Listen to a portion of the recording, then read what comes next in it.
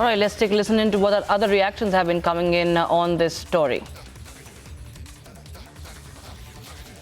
नए पार्लियामेंट के उद्घाटन को लेकर के जो कंट्रोवर्सी है सर वो लगातार बढ़ती चली जा रही है। लगभग 20 विपक्षी पार्टियों ने कहा है कि वो बॉयकॉट करेंगे इनॉग्रेशन सेरेमनी का।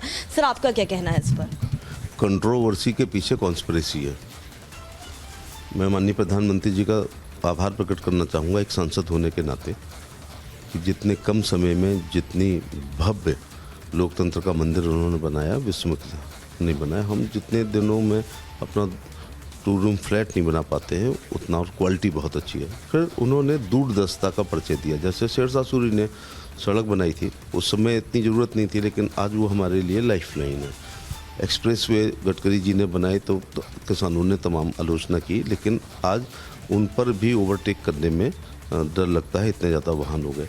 तो ये आने वाले 300-400 साल तक का इंतजाम माननीय प्रधानमंत्री जी ने किया है, क्योंकि आबादी जब बढ़ रही है। आप देख रहे हैं कि 52 के इलेक्शन में जितनी सीटें थीं 2024 में उतनी हैं, तो 24 लाख की लोकसभा होती जा रही है, जो सेवा करने में थोड़ी कमी आ रही है। तो मुझे लगता है कभी कोई परसीमन आयोग सीटों को भी बढ़ा सकता है। तो फिर अभी भी लोकसभा में आप देखते हो कि पीछे प्रधानमंत्री जी के साथ भी शेयर होती है, चेयर।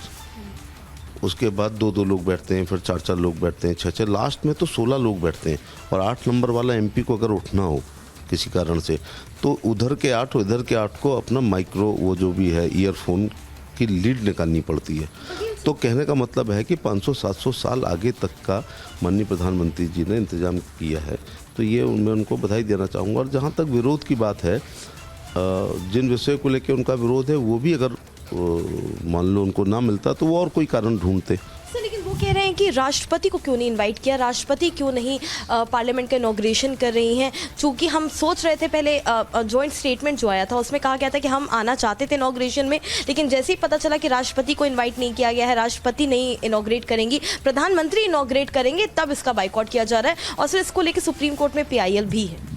कितना प्यार उमड़ रहा है आजकल उनको राष्ट्रपति जी के ऊपर। यार ये जब राष्ट्रपति जी चुनाव लड़ रही थी राष्ट्रपति का, आज तब एक ट्राइबल महिला लड़ रही थी, वो भी उड़ीसा की लड़ रही थी।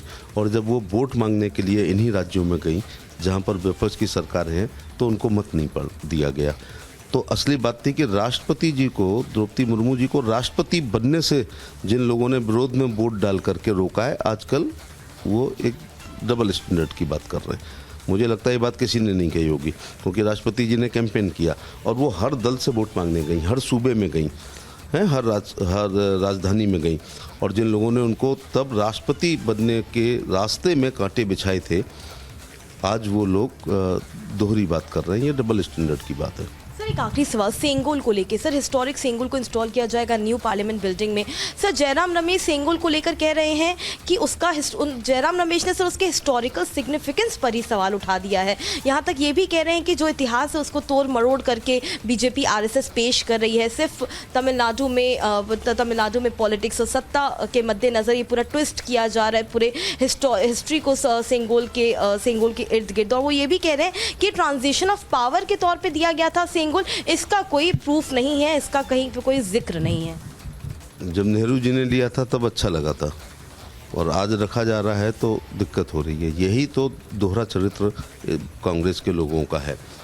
जहाँ तक सेंगोल का है, ये हमारे यहाँ आप देखो, अगर आप चाणक्य जी से समकालीन आप कभी सीरियल देखें तो आप देखते होंगे कि राजदंड जो है हाथ में होता है, और वो एक न्याय का प्रतीक है और एक गुड गवर्नेंस का भी प्रतीक है।